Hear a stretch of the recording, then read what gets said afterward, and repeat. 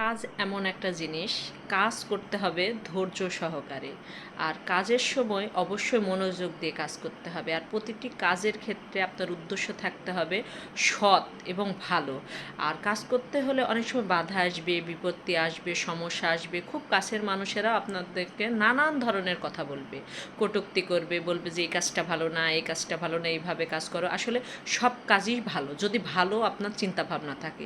সেজন্য যে কোনো কাজ করতে হলে ভালো চিন্তা ভাবনা করতে হবে।